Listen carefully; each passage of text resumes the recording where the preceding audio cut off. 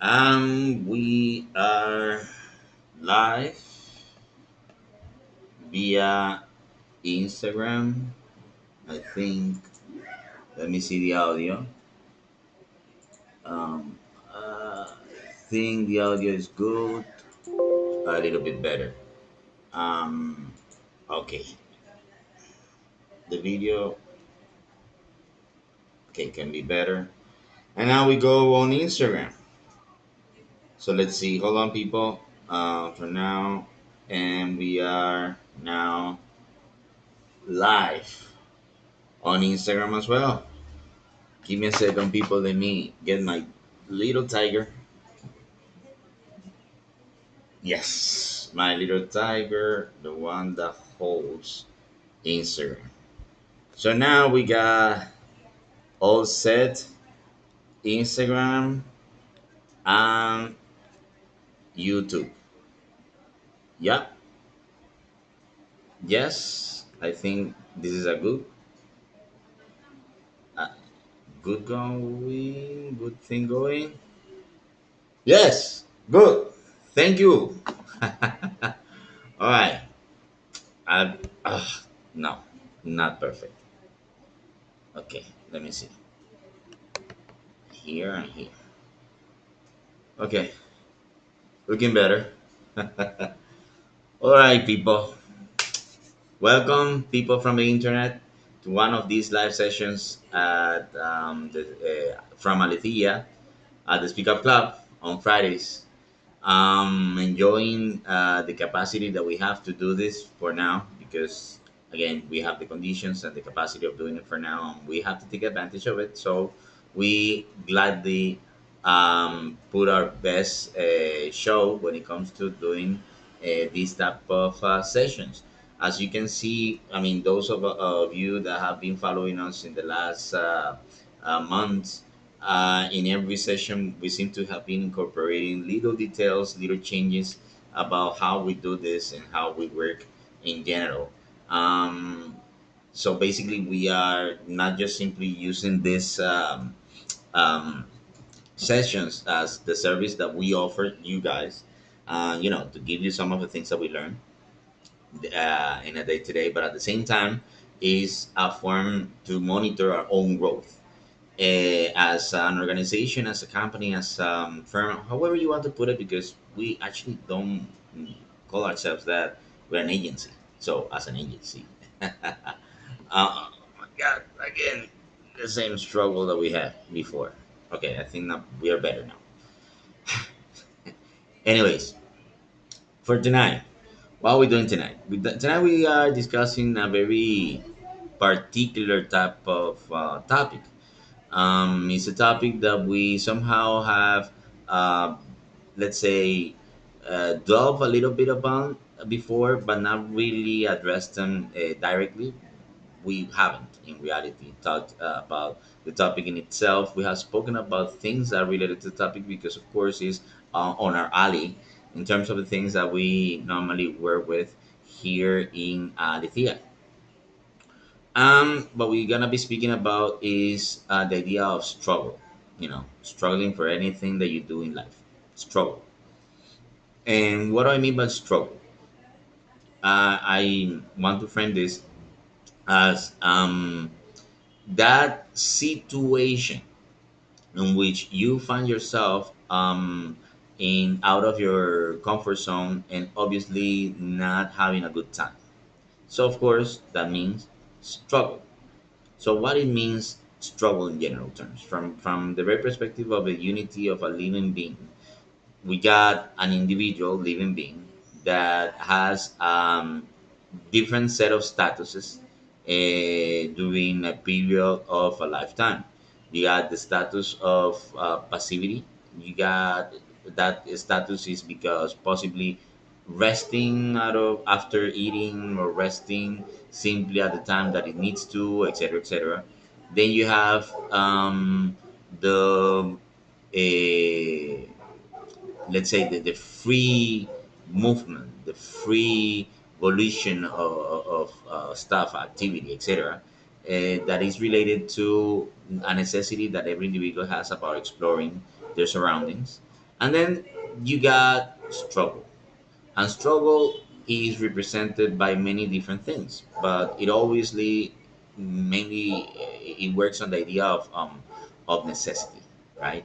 You got any type of necessity, that necessity produces some type of struggle, and that struggle becomes the fuel to drive whomever individual is going through this particular situation. So movement in that particular state is not the same as the free movement of, the free exploration of the individual, of their mind, or their place of living and dwelling. Now, this is different because this is struggle. Struggle is, the motivation, sorry, behind the movement is you need to satisfy a necessity. This necessity is triggering a bunch of different alarms within the individual, and this individual will find themselves in a particular level of stress, depending, of course, of the type of necessity. You got, for example, from every individual, you got the main necessities that we all consider is, obviously food, because you need to have nutrition if you want to subsist in this world, and you also require of location or place to take good rest. So resting is another struggle, and the best conditions for resting will basically work on the capacity that you have to, find yourself the best dwelling possible. So that is a type of struggle too, and to get those two you will require to move, so that is another struggle. So the necessity of transportation and displacing yourself from a place to a place in order for you to achieve those things that you require to achieve. So basically you can see easily how struggle is an active participant of each one of these individuals struggles, right? Then of course I haven't even mentioned the ones that are requiring in terms of society, your social struggles.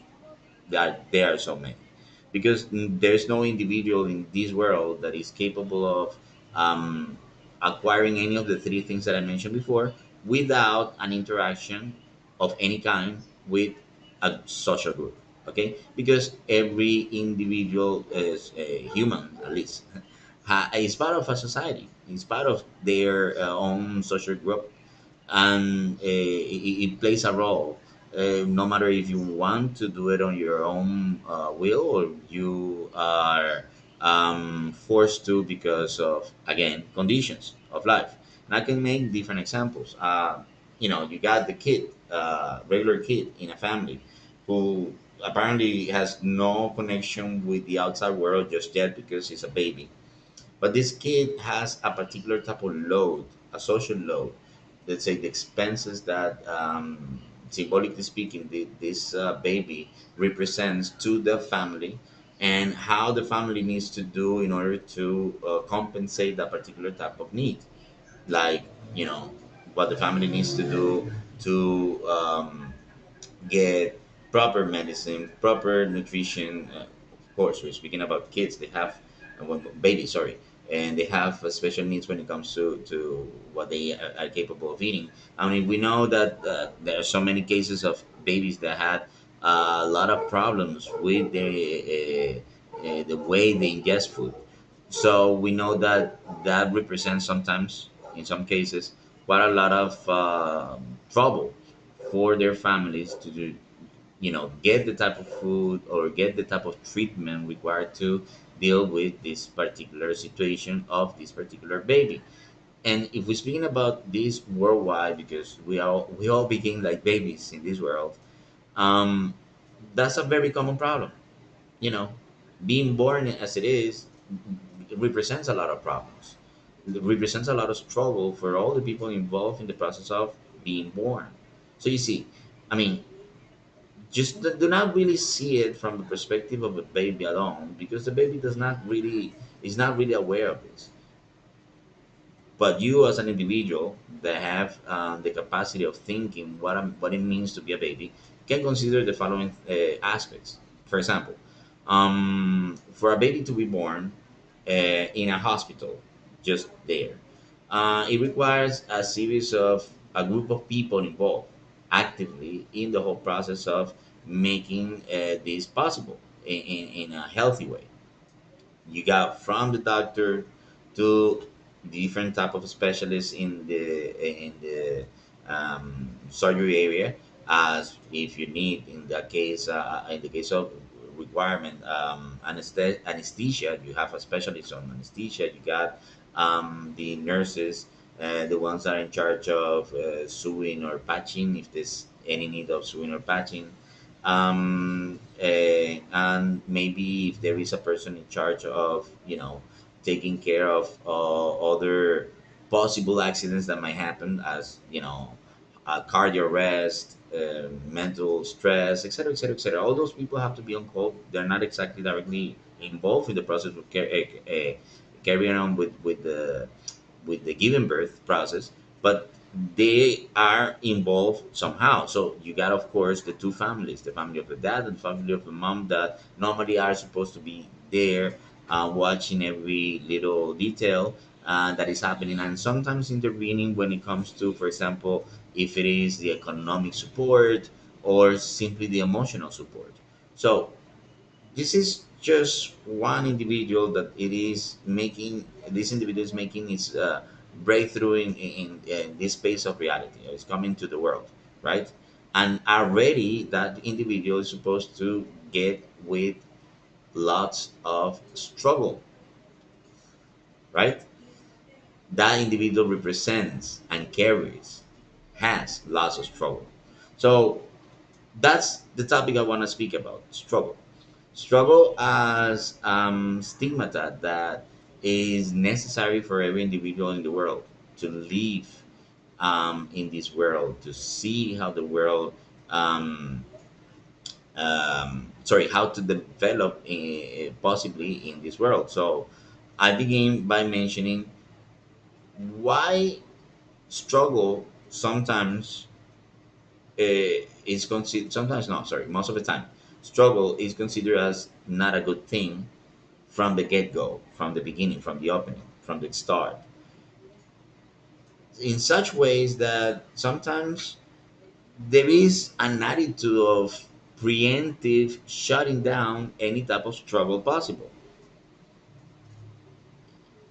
which, of course, is an indicative of how we have evolved so much that we not only have managed to apparently resolve most of our not normal struggles, but also we are capable of thinking ahead and preparing, taking the necessary precautions for shutting down the possibility of any actual struggle that may come, not a struggle that is actually there. So we, with this, we simply want to mention that struggle as it is something that is necessarily avoidable, and of course we need to at all costs. But we don't really understand it, the idea of avoiding the struggle, because what I think about avoiding struggle is not that it's bad as it is. I'm not saying that we need to be masochistic in life. I'm saying that that attitude make us maybe sometimes misunderstand the potential, the potential, no, sorry, the impact, the real impact that struggle has in our lives. Um, it simply vilifies the situational struggle that we go through. And what do I mean by this?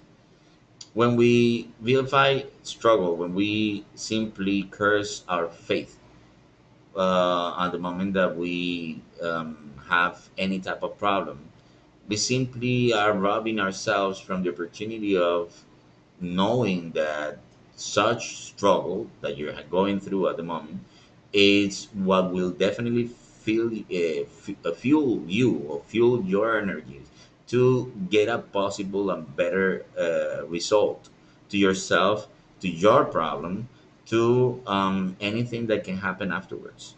Struggle is not really something that needs to be considered as a type of curse, but many people see it from the get-go that as it needs to be avoided.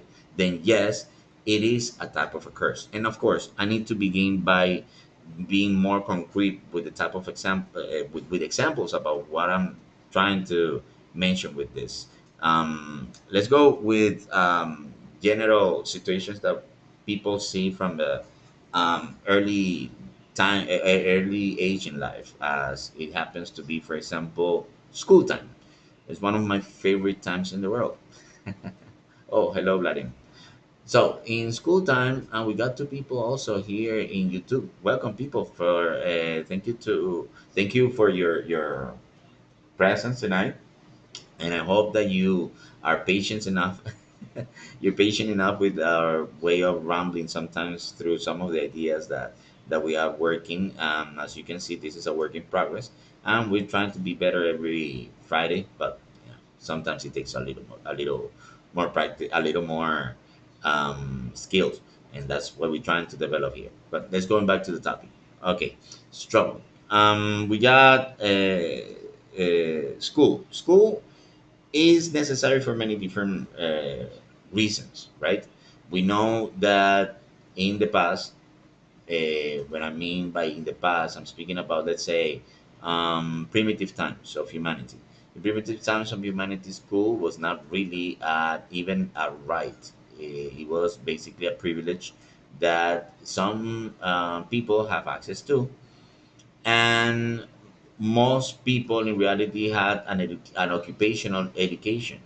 They basically lived their lives working on something that they were driven to for circumstances. You know, those people that were born to be carpenters were really working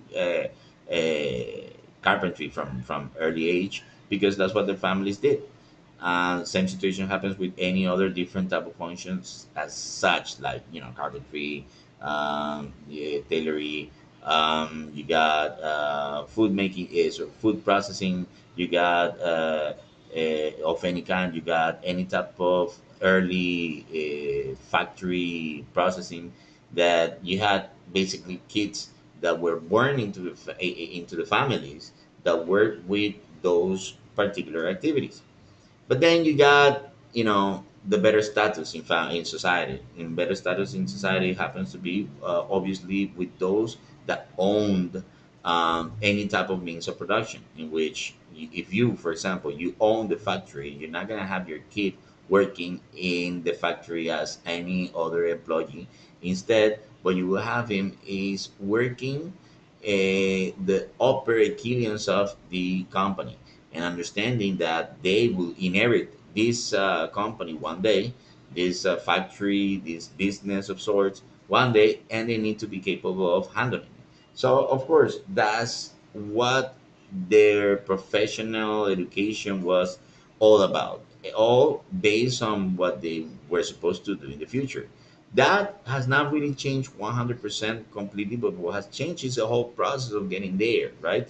Like today, you got a process of education that is much more variated, and we owe this to years and years and years of social development in many different places of the world, so much that it has standardized ways in which we perceive education today. As we know, for example, in most parts of the world, the system is pretty much the same. You got primary school, middle school, high school. That's basically what you have. Or some other subdivisions you can have, like, you got the junior high division compared to the middle school division, compared to elementary school or grade school division, compared to preschool, and so on, right? But the model is more or less the same worldwide, right? Depending on your and the generation of people that enter into these globalized formats of school programming, and depending on your generation, you saw in your lifetime how there were certain things were introduced and other things were be left out, were left out because of changes, political changes, ideological changes of how we saw reality, etc., etc. However, we can see on people that are involved in education up to today that there have always been a tendency that has strongly been was strongly marked on to the end of years, which is making the process, the schooling process for students, for kids, less painful as possible. Less painful as possible that means in a way, I mean, on the one side, you have the idea of making the positive changes that every process that requires human contact, human connection requires, right? As schooling, universal schooling is an institution, it's a human institution, and that requires observing and editing and reaffirming of many different values. That's necessary. The other side of that is also true, considering that making it less painful is because in itself is painful, and if it is painful is bad. And I think that this is a problem in general, and this is something that again is only one example that can be used in many different aspects of reality. This is just the example of education. I can put this to on different circumstances, like for example, in business or health or I don't know, social relationships, like I don't know, spouse life, etc. This example can be used for any of these different aspects of life. So bear with me. Try to open your perception a little bit to see how can we can extrapolate the ideas. So we got this tendency that can be perceived, for example, I mean, to be the most appropriate possible with information that I handle. Educational systems of at least three Latin American countries. You got Colombia, Ecuador, Venezuela. And I know for sure the examples of similar cases of Chile and Argentina. The tendency is more or less the same. The idea is that education standards for evaluations are conceived in ways in which people uh, see that the process of being evaluated is not traumatic. This was not really conceived like this before, but seems to be the apparent reason how the changes are made today. In every year that there is a renovation of the values and the objectives and strategies of school year planification by the state and projected to their countries, they basically considered all the different points in which they work on are directed on the same ideology, the same objectives at the very end, making the whole process of schooling less painful for people.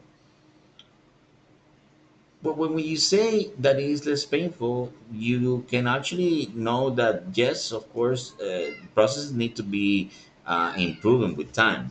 But why do you need to say that evaluation as it is, let's say, understanding or proving that you're capable of handling knowledge is something that is supposed to be painful?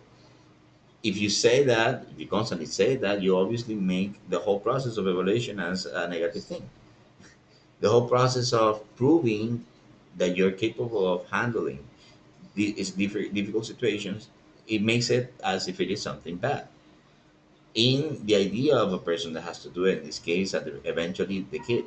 And as I have seen with the generations of kids that I have to be involved in their education, it's a more growing aspect that I can see that is very apparent with every generation, that there is an anxiety that seems to be overhyped about the idea of being evaluated so much that in certain cases it is even legally arguable that an evaluation is supposed to be taken to be considered value official or approved, uh, right or not just not based on the knowledge that the of the student that was evaluated, but based on the satisfaction requirements that this student found in the evaluation as not finding it offensive, because these students did not really know why they were evaluated. So let me see if I can put it like this. They basically argued that because they didn't know, they did not handle the topic or the knowledge of what they were evaluated, then the evaluation in itself was invalid, and that was a complete responsibility of the educator and not the student, and the student should be credited with the points nonetheless. This is more or less the idea what I'm referring to. Hello, Andres. What's up? I hope that you're doing right, my friend. So going back to this is crazy. This is crazy because I remember when I was being educated in high school, I or we all had to struggle a lot with evaluations constantly. I saw friends of mine that didn't approve their school year more than once. And throughout my 5 years of high school, I remember that at least one or two of my classmates did not approve of a school year, and that was a normal thing. It didn't really matter if they were good students or bad students. Today, for a student to fail approving of a year, it's very strange when that happens, when they fail to approve. And when they do so, there are so many different crazy implications that are mostly on detriment of the educational institution and not the students themselves. So of course you probably say, but what am I doing? I'm trying to put in students off as if they were unworthy of a good education. Not really. I'm speaking about just simply the struggle that it needs to be there. You need struggle because struggle basically validates whatever it is it that you do. An example, working out. Okay, Andres, you that are there can actually um, uh, you can verify certify almost but verify that this aspect of what I'm saying. When you working out is not really something easy, that you never struggle at all to get any gains, right?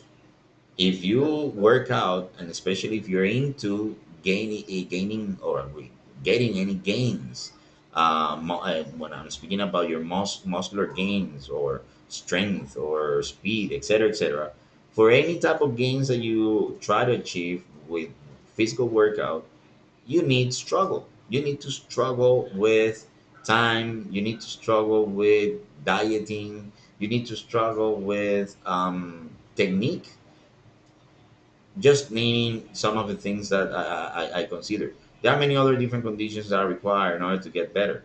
Andres says struggle and criticism are prerequisites of greatness. Exactly, my friend. Not There are no better words than the ones that you just said. But the point in this case is we see struggle as something necessarily bad that we need to avoid no matter what.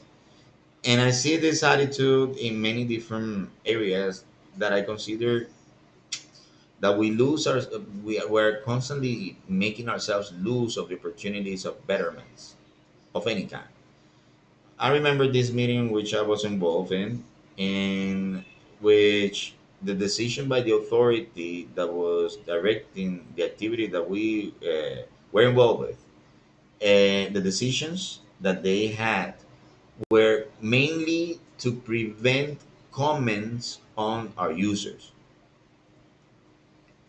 The comments of our users were considered as criticism, simply as criticism, and as such, they were considered bad.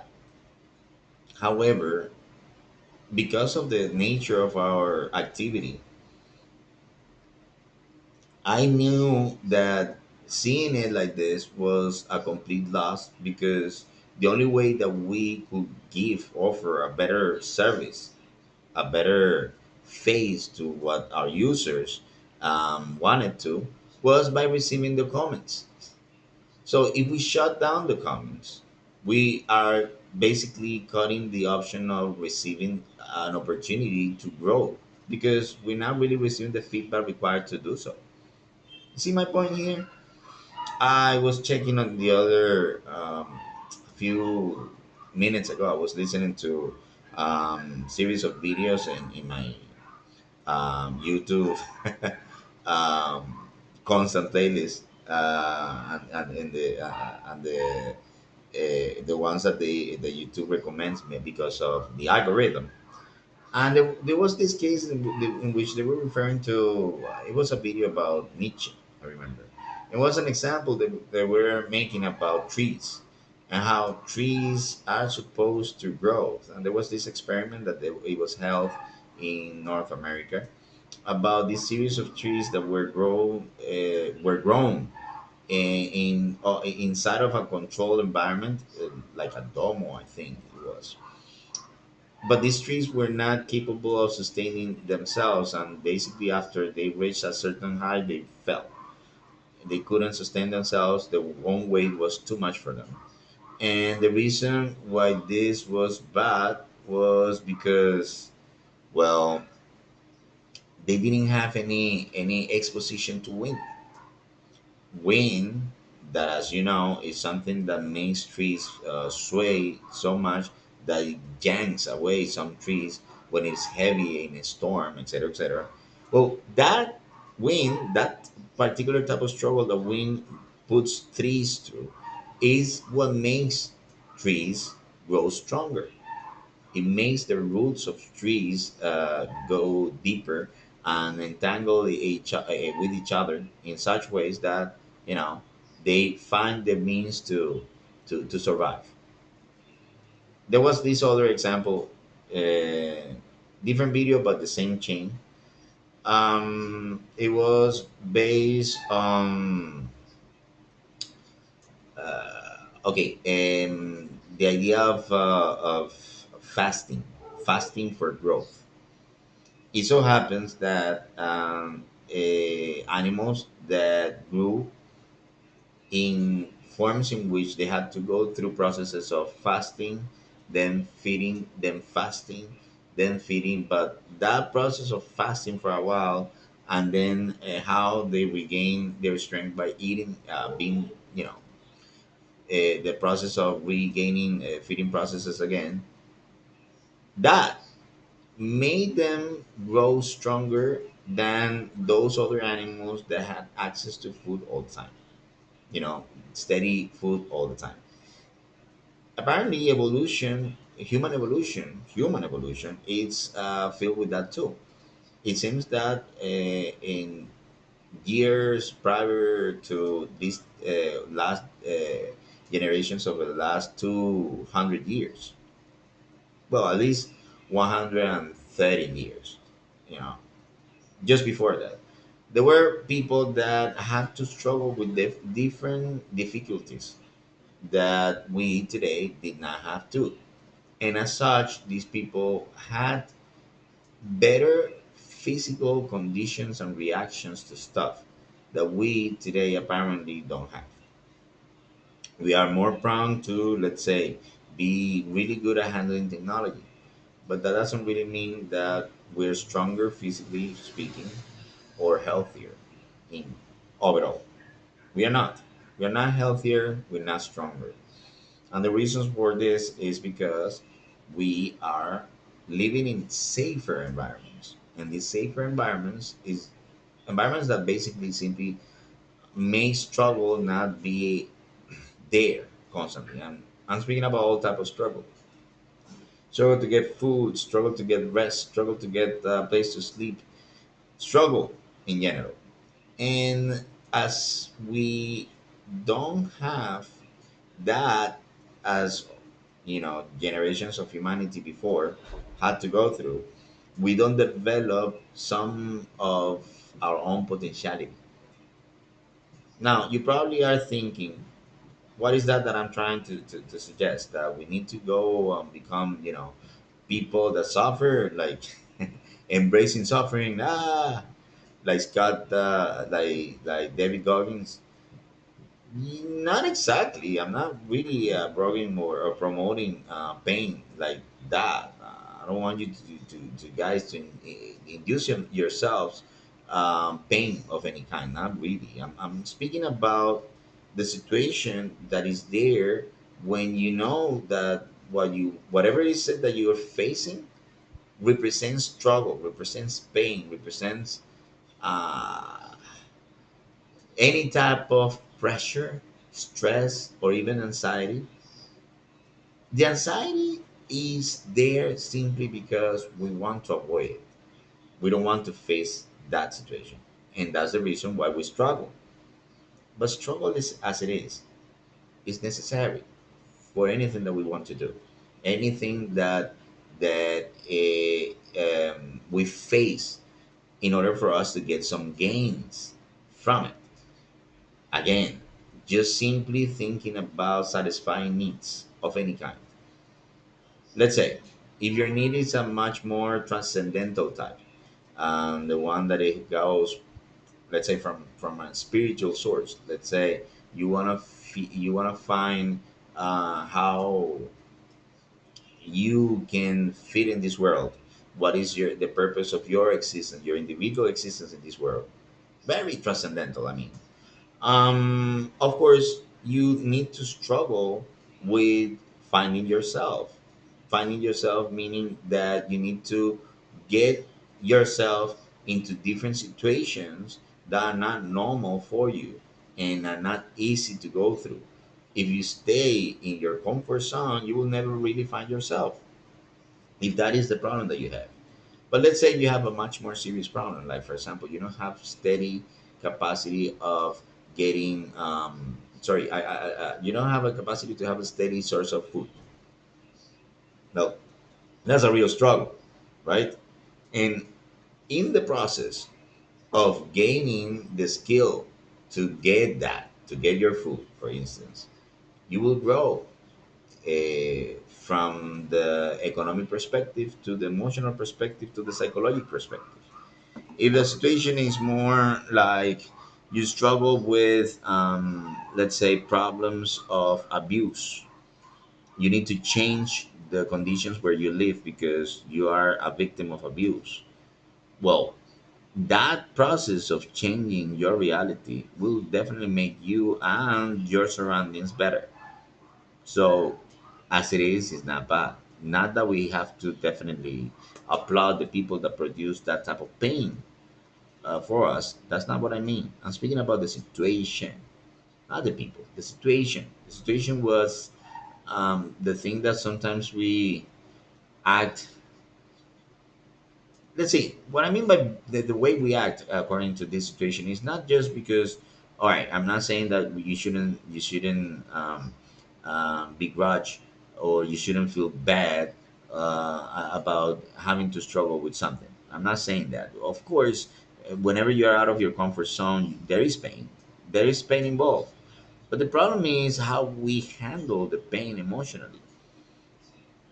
This pain is not supposed to leave a trauma that requires therapy, for instance, later on, more than the simple process of thinking things through later on and consider what you learned.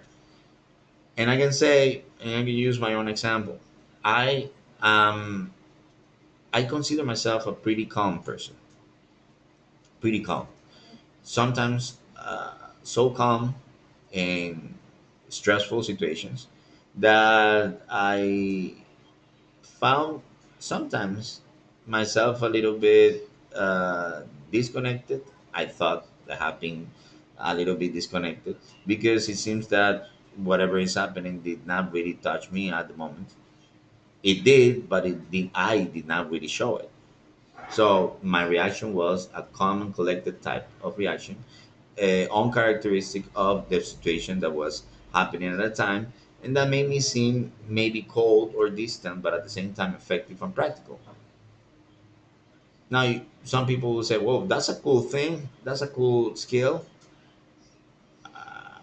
It's not really a skill that I got because I was born with. It's a skill that I got because of a lot of different things that I had to go through as a kid.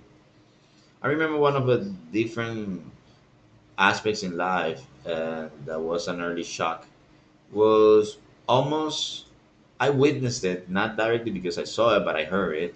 I witnessed stupid suicidal act of a person. You see, my parents, they lived through in a period of their lives. They were pretty much nomads that were traveling from place to place in the countrysides, in the outskirts between Venezuela and Colombia. And because of that, I got me as a kid. I got to live in many different countryside communities of the, those places.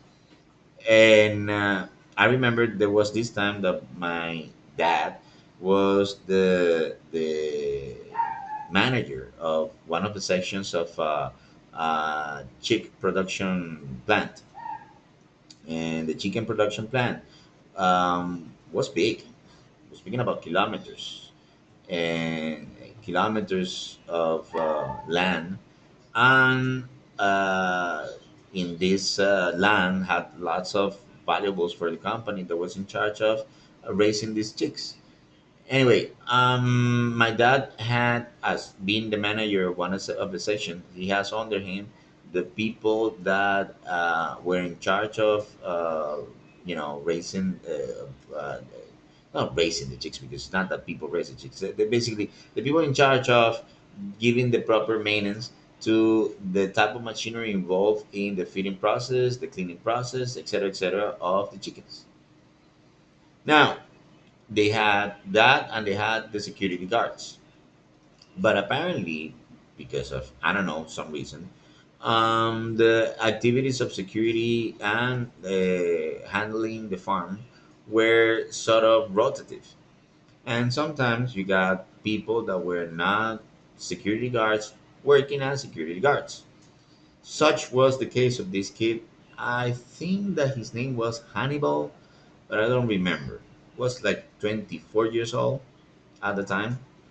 When I was 24 years old, I realized that, yeah, the attitudes that that guy had were totally possible. Because when you're 24, you're very stupid. And I'm really sorry for any person that is 24 years old. But when you're 24, you are not completely mature. You still take a lot of really stupid decisions. So it's very capable. This is, I mean, what this person did is something completely capable of to be done by a person of that age.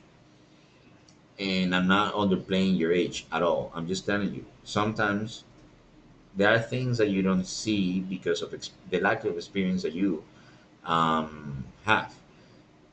This kid, 24-year-old kid that did not have any education whatsoever.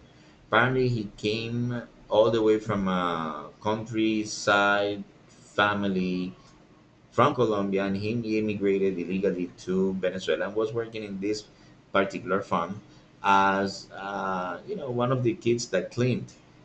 But he did the let's say the different functions between being one of the maintenance guys to one of the security guys. So when he was given the job of the security guy, he was supposed to be carrying a shotgun.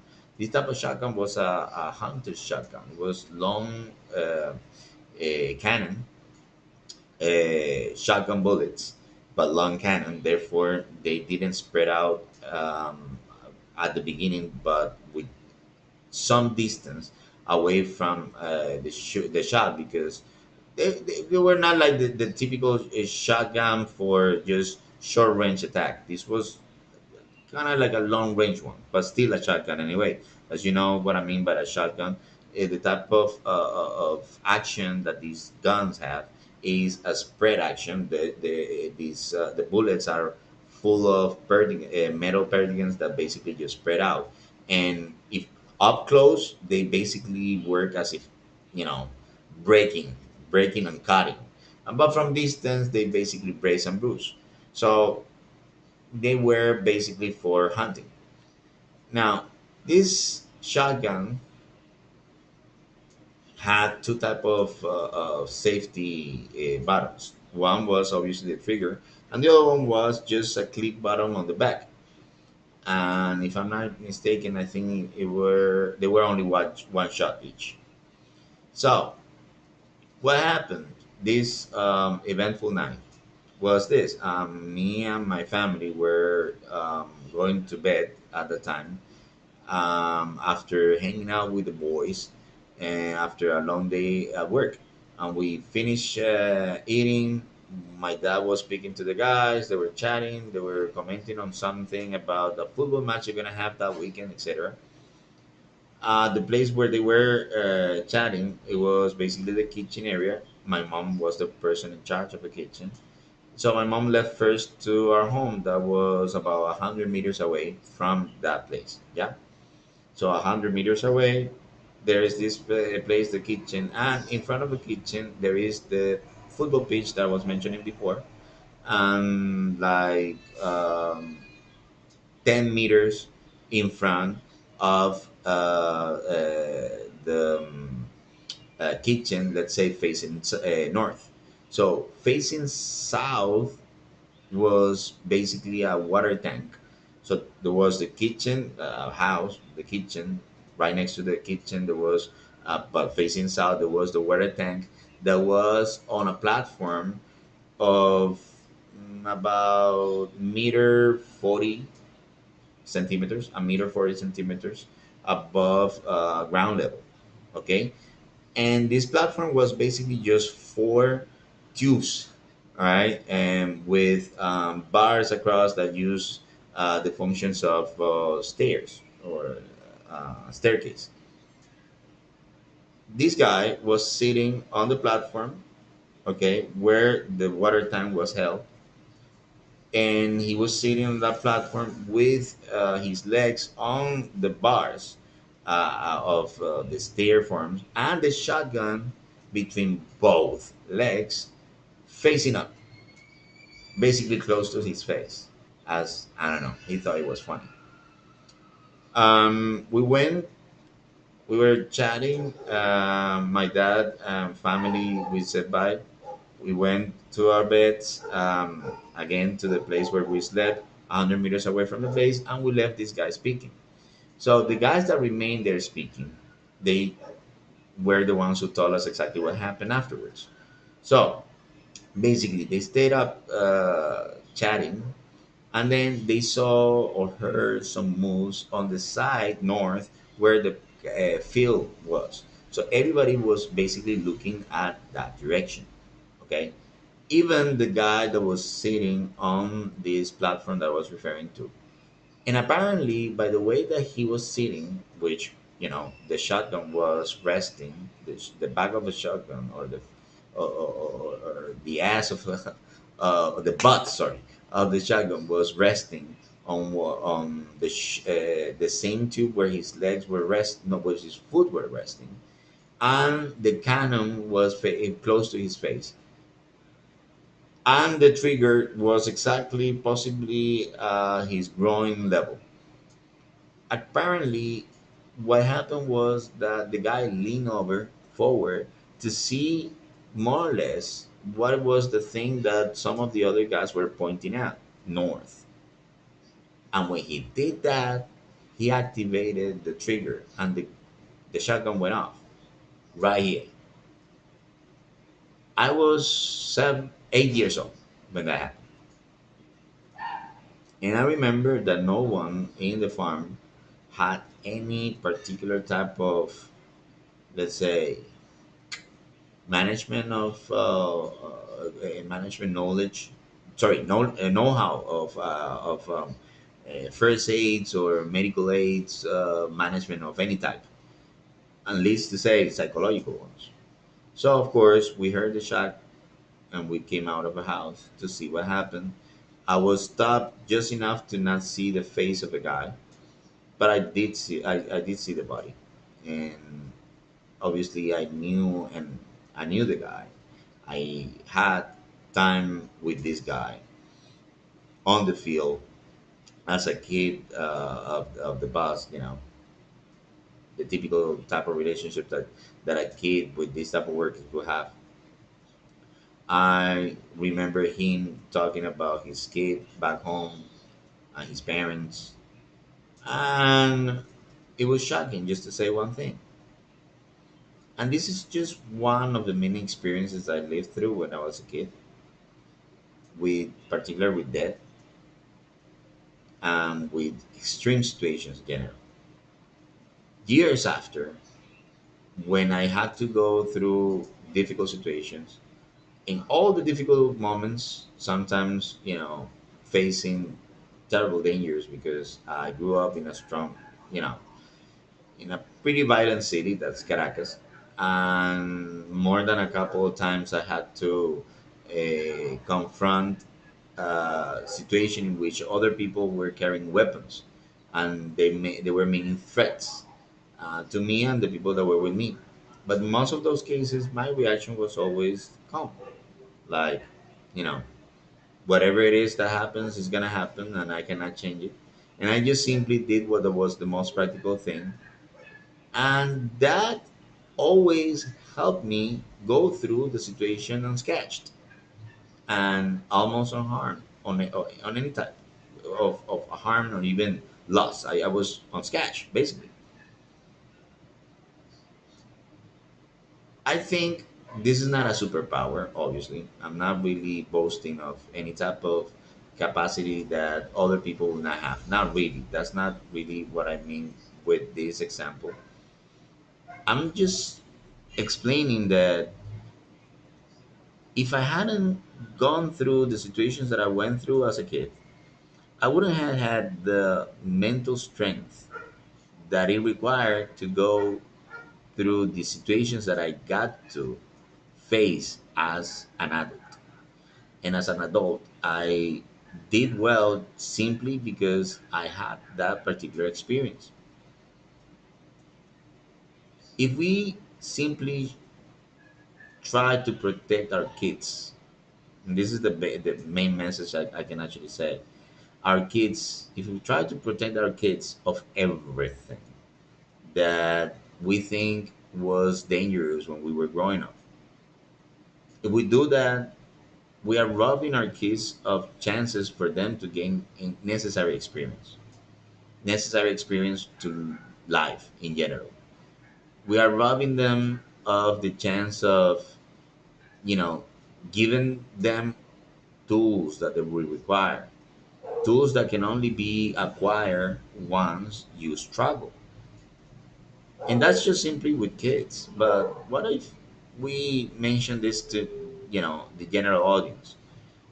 Who knows? Maybe this video is gonna be watched by someone that one day will be working in any type of law designing process or policies. And if we think about the policies that we have today, many policies are weird in that particular matter, that they seem to look for ways of protecting the audience of a particular type of struggle.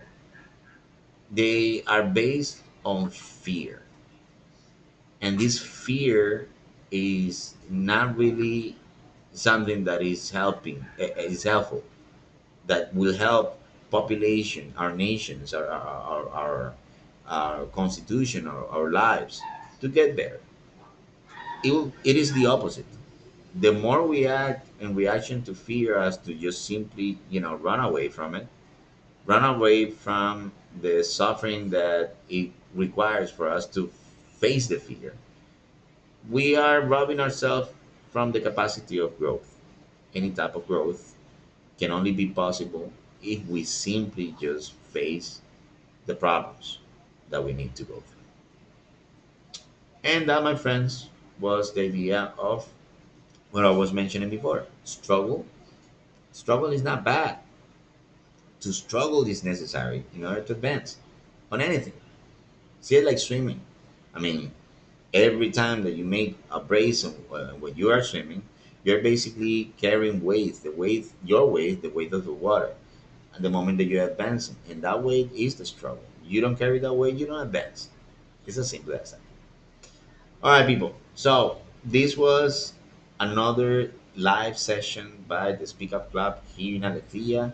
We thank you for the viewers that we had. Thank you, Mr. Andres. Thank you, the three people that I have here in YouTube.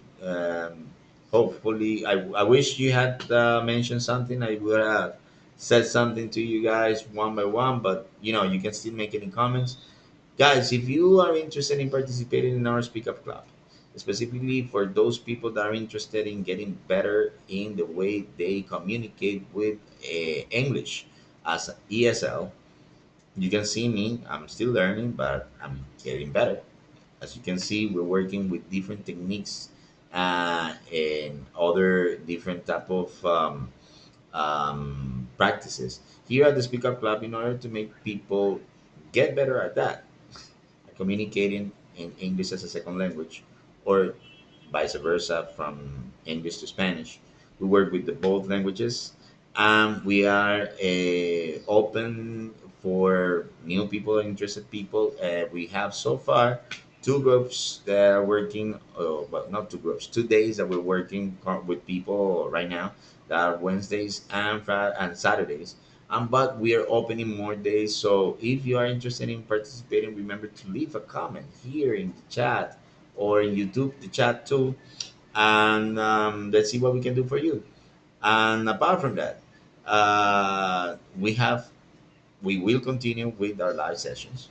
We will have our next live session on next Friday, but after that, it will be a break, possibly of 2 weeks. So make sure that you guys know about this. I'm telling you with advance, so everybody knows that we're gonna take a break because vacation, and we have to enjoy it. All right, next week is gonna be a Q&A about we're gonna be making comparisons of fiction characters with personality traits. That would be very interesting to do. Fiction characters and personality traits and what we can learn of those things. Okay? Well, people, thank you for attending, and I wish I get to see you soon again next Friday. Bye bye, people from the internet. And we stop here.